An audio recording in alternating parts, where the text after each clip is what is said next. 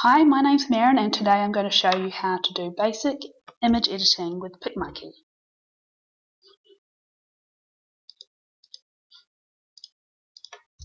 So PicMonkey is a cool online photo editing tool that I've been using for the last couple of years. You can access it from any browser, you don't need to download anything. The premium version is $33 a year, which is well worth it. So to start with, we're going to upload an image that we've got saved to our local drive. So we're going to go Edit, and I'm going to upload it from my computer. And it's going to be this one here.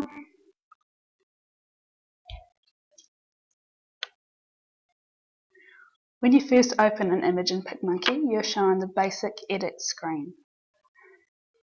First thing I'm going to do is click the auto adjust button just to see what it would look like.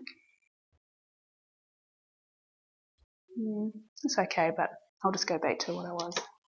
And before I do anything, I don't like the angle that this horizon's on, so I'm going to go to rotate, and I'm going to straighten that very slowly.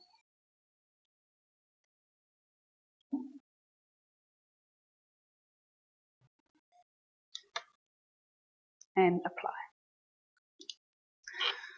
And now, because I know the image is quite large, I'm going to resize it. You can see it's quite large because it's only showing 29% zoomed in. So, as you can see, it's over 2,000 pixels. I'm going to resize that to 640. I'm keeping proportions. If I didn't keep proportions, that would be all skewed. You can also do percentages, so if you want to do 50%, 75% of the original, this is 21%. I want it to be 640 wide, so I'm going to do that and apply. Now you can see down here it's 100%. Now what I'm going to do is I'm going to crop, because what I want to do is a long thin banner, so I can use the size to adjust this to the size I want, or I can go over here and type it in, which is, I want it to be 640 wide and 88 high. You can go over here and choose an exact, a preset dimension, Facebook timeline, we've got iPhone dimensions, and I'm also going to move that around to about there, and then apply. We'll just go through the other options here. Canvas color is when you're designing an image from scratch, you can choose what background color you want. But because we've uploaded an image, we're not going to do that. Just go cancel. Rotate, we can rotate it up, down, sideways. Exposure, I don't normally do much, but of course you can adjust your brightness. Colours, I don't do anything here either, nor would sharpen. So I come in here and I do resize, crop, and sometimes canvas colour. Okay, so the next one down is called effects, or filters. So I'm going to put in a filter. You can have a look around, try and find which one suits your image. I'm going to do Intrepid.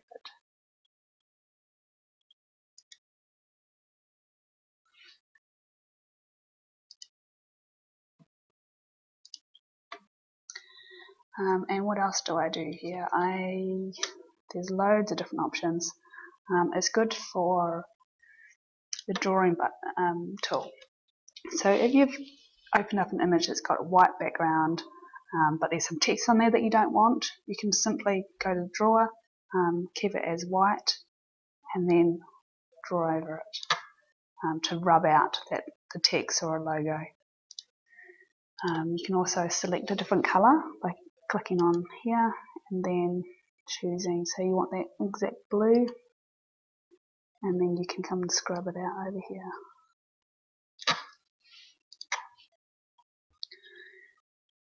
And also I do clone. If you want to, again, scrub out something but it might have a pattern on it, so you can't use the draw tool. So using clone, you find your source and then the bit you want to rub out. So that's quite cool.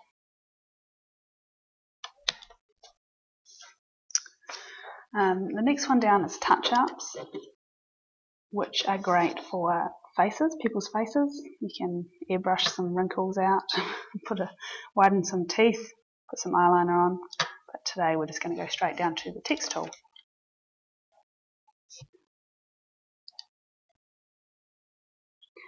So the PicMonkey text tool, they have all their own text fonts here. If you're wondering, the little crown next to these ones here, that means it's the premium version only. So when you pay your $33 a year, you get access to everything. And recently they've just started doing this, so you can go to yours and then it will read all the fonts that are installed in your computer. So if you're using a font for some other marketing, then you can continue on using the same fonts. So just go click on add text and type it in there. It's a little bit small. You can just drag the corner to make the font go bigger, or you can slide it up that way.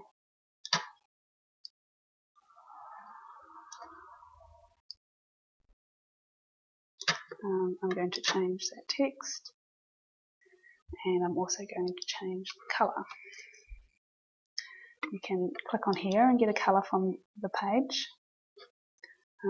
You can drag this around to find the colour you like, or you can type in the colour if you know what you're using.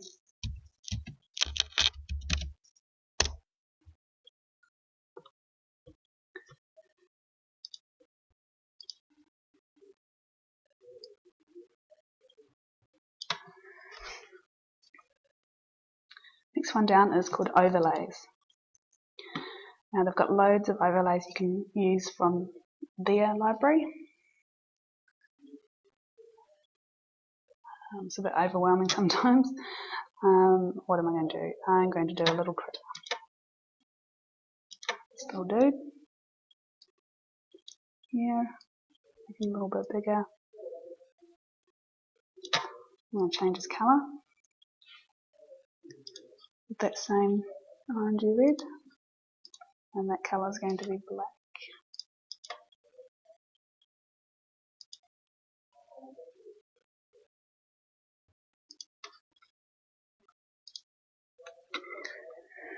Okay, so border. Borders are good. I normally do the simple edge one. It gives you an inside and an outside. I normally take the inside one straight off, bring the outside one down a bit thinner, change the outer colour to that. You can also change the corner radius and add a caption space at the bottom. I'm not going to do a border today though. The drop shadow is quite good. I use that sometimes. Next one down here is filters. If you want to put a metal look to your image, or a burst, starburst.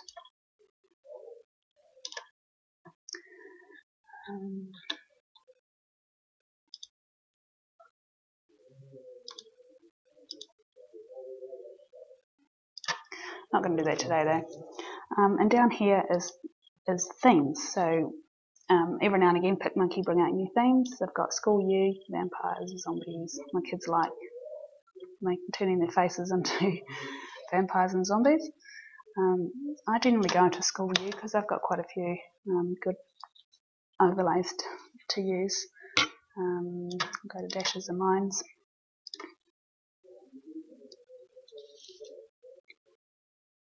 Put an arrow underneath.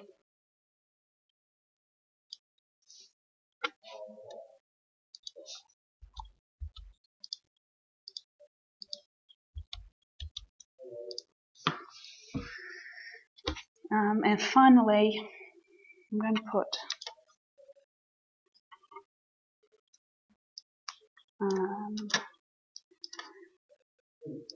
a faded background. So it's not going to be black, it's going to be faded out to about 75%.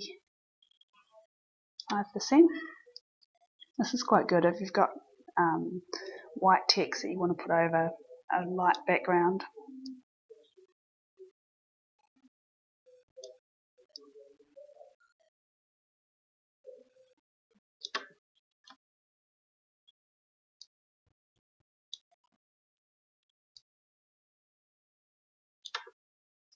And then when you're finished, make sure you put it right to the back so that the text pops out. Okay, and I'm going to add a logo, so you don't have to use only their overlays, you can upload your own one. So I'm going to upload a small transparent logo over there.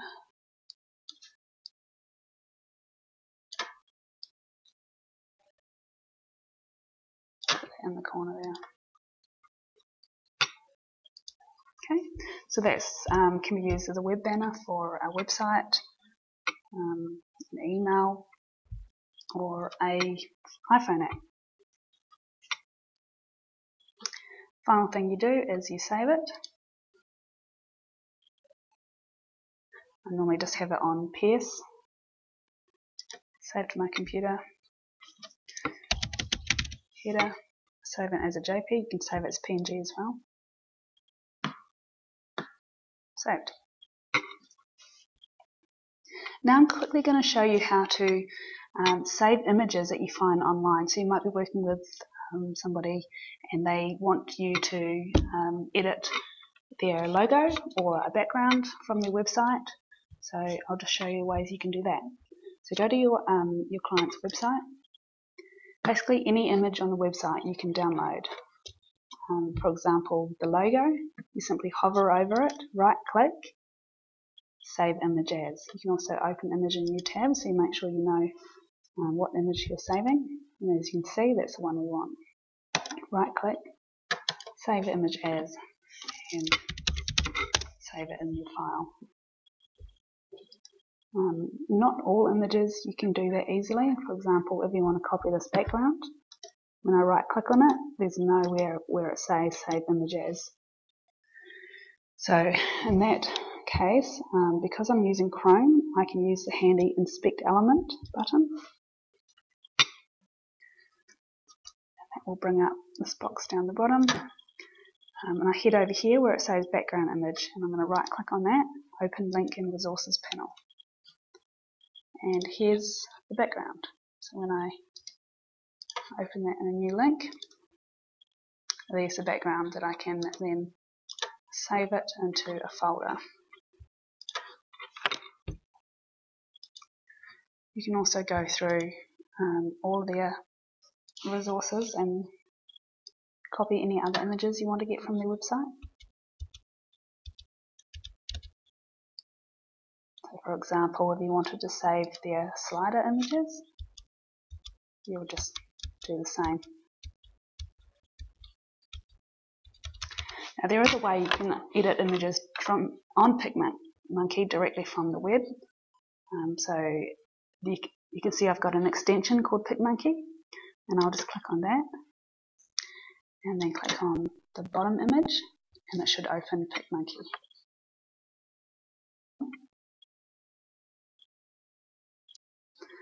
So as you can see, the background is now easily opened up in PicMonkey. I didn't have to download it and then open it up again.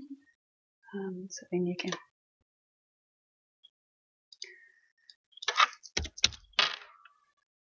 resize, crop it, as we were doing before.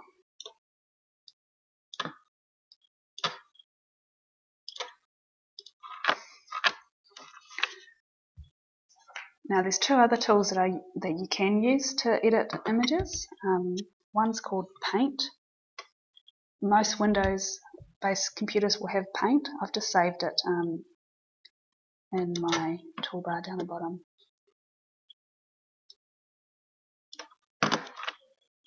So this is for quickly resizing and cropping images. Open.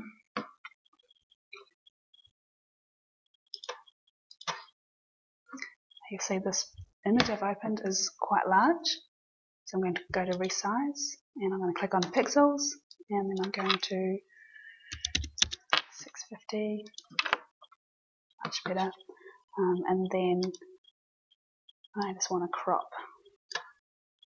that bit, so that's quite easy. Here also you can put all sorts of edits. You can write instructions. It's quite a good tool, but it's not an online based tool.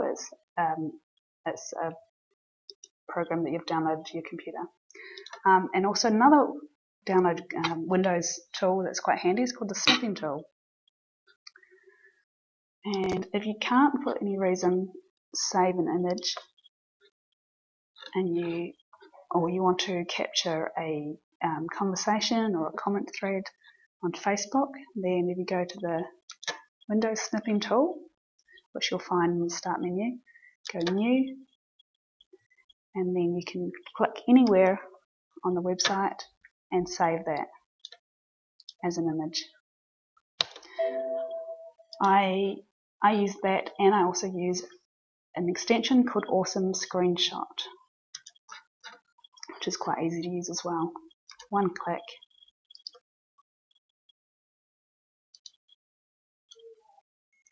You can capture the visual part of the page, a selected area, or the entire page or a local image. I'm just going to do visible part of the page.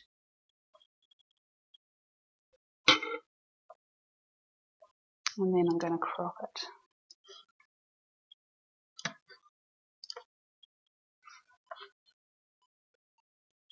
And then you're done, and you can save it as an image or you can send somebody the link.